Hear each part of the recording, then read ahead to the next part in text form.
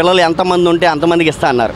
ఎప్పుడు ఎమ్మంటే ఇస్తా అన్నారు. ఇవాళ సంవత్సరం అయింది సార్. నారా లోకేష్ గారు ఏమన్నారు, మేము ఒక ఏంటిది ఎంక్వైరీ తీసేస్తామన్నారు. ఎంక్వైరీ తీయడం సార్, మీరు ఏం చెప్పారు? మీరు నారా లోకేష్ గారు కానీ చంద్రబాబు గారికి పవన్ కళ్యాణ్ గారు ఏం వాగ్దానాలు ఇచ్చారు? మీరు నాకు ఎమ్మంటే మొదలు పెడతా అని చెప్పారు.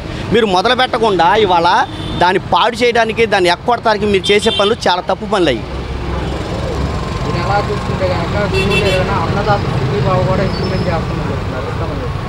సార్ అవి అందుతున్నాయో లేవో మా రైతులకు తెలుసు. ఎందుకంటే నేను ఆటో డ్రైవర్నే, నేను ట్రావెల్ చేస్తూ ఉంటాను, నేను అన్ని రోడ్లు తిరుగుతాను, అందరూ పరిచయం అవుతూ ఉంటారు, అందరూ నాకు చెప్తూనే ఉంటారు.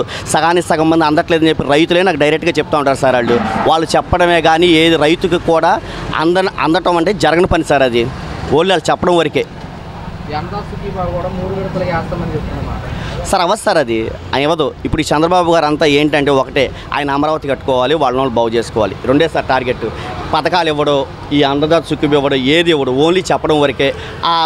వాళ్ళ మీడియా ఉంది కదా, వాళ్ళ మీడియాలో ఇష్టసరంగా రాపించుకోవడమే, ప్రజల్ని అయోమయం చేయడమే, ఇది ఒక్కటే.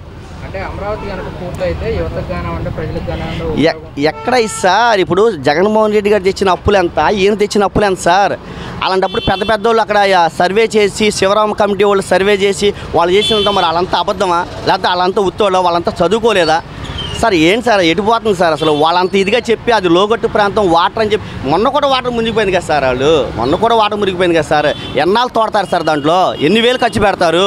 ఎన్ని మొక్కలు పీకుతారు? ఎన్ని వేలు ఖర్చు పెడతారు? ఎంత అప్పు చేస్తారు? పేదవాడి నడ్డి ఎలా ఎరక్కొడుతున్నారండి మీరు? మన కరెంటు బిల్లు ఎంత వచ్చింది మా ఇంటికి? మన గ్యాస్ బిల్లు 50 రూపాయలు పెరిగింది. ఏంటి సార్ ఇది? ఏం పరిపాలన ఏంటి సార్ అసలు? పేదోడు బాగా అవ్వాలా, పేదోడు నాశనం అవ్వాలా? నాకు అర్థం కావట్లేదు. మన కరోనా ఇప్పుడు మన ఎక్కడంటే జగన్మోహన్ రెడ్డి గారు సార్ మన మీటింగ్ పెట్టారు మహానాడులో. అక్కడ ఆల్రెడీ కరోనా కేసులు ఉన్నాయని తెలిసి కూడా మీరు మీటింగ్ పెట్టారంటే దాని ఉద్దేశం ఏంటి? ఎవరెడిపోయినా మాకు అనవసరం, మాకు జరగాల్సింది ముందుకెళ్లాల్సింది, అదొకటేనా మీ కాన్సెప్ట్? అది తప్పు కదా సార్ అది. ఇప్పుడు వరుసగా కడపలో 3 రోజులు మహానాడు సభలు నిర్వహించారు. దీనివల్ల మరి వైసీపీ పార్టీ రాబోయే రోజుల్లో ఏమన్నా ఎఫెక్ట్ పడే అవకాశం ఉంటుంది అంటారు వైసీపీకి? సార్ జనాల్ని తరలించే వాళ్ళలో మేము కూడా ఉన్నాం సార్. మా పేదోళ్ళకే తరలించేది, డబ్బులు ఇచ్చేది మాకే కదా, మా వాళ్ళకే కదా వచ్చేది, మా ఊర్లకే కదా వచ్చేది. ప్రతి నాయకుడు ఉంటాడు, ప్రతి కార్యకర్త మా వాళ్ళలో ఉంటాడు కదా, ఎవడు ఉండకుండా ఉంటాడు కదా. వాళ్ళు వచ్చిన వాళ్ళు తిట్టి పంపించిన వాళ్ళు మా ఏరియాలో మాకు తెలుసు. ఏరియా పేరు చెప్పను కానీ నేను, మళ్ళీ ఎలక్ట్ అయిపోతారు వాళ్ళు. ఏరియా పేర్లు చెప్తే ఎలక్ట్ అయిపోతారు. ఆ ఏరియాలో తిట్టి పంపించారు ఆడవాళ్ళు. మీరు మాకు చెప్పింది ఏంటి? మీరు మీటింగ్లకి మేము ఎందుకు రావాలని తిట్టి పంపించారు. ఇంకా అలా చేతకాక ఏం చేశారంటే ఇక ఈ అంగన్వాడీ వాళ్ళని వీళ్ళని మనం చూసాం కూడా, బూతులు తిడతాం. ఒక నాయకుడు పచ్చి బూతులు తిడుతున్నాడు. అలా తిట్టి వాళ్ళు పిలిపించుకున్నారు తప్ప మనస్ఫూర్తిగా ఎవడు వెళ్ళాడు సార్? పేదవాడు అనేవాడు వాళ్ళ మీటింగ్లకి 5 ఏళ్లలో మనస్ఫూర్తిగా ఎవడు వెళ్ళాడు? సమస్య లేదు అందులో. ఎందుకంటే పేదోడికి ఏం మేలు చేసామని వెళ్తాడు? ఈసారి కడపలో టీడీపీ జెండా ఎగరవేస్తాము, జగన్ కోట్ల బద్దలు కొడతామంటారు. ఓట్లేసేది ఎవరు సార్? ఓట్లేసేది ఎవరు? ఓట్లేసేది మేమే కదా సార్. మేము ఓట్లేసేది వాళ్ళు ఎగరేసేది, మేము వెళ్తేనే వాళ్ళు జై కొట్టేది, మేము ఉంటేనే వాళ్ళు ముందు నడిచేది. అసలు మేమనేది లేకుండా వాళ్ళు ఎట్ట వెళ్తారు? ఏజెంట్ ఎగరేస్తారు. వాళ్ళు ముందుకు వెళ్ళగలరా? వాళ్ళ వల్ల ఇద్ది అసలు పిచ్చిపిరాడు వాళ్ళంతా.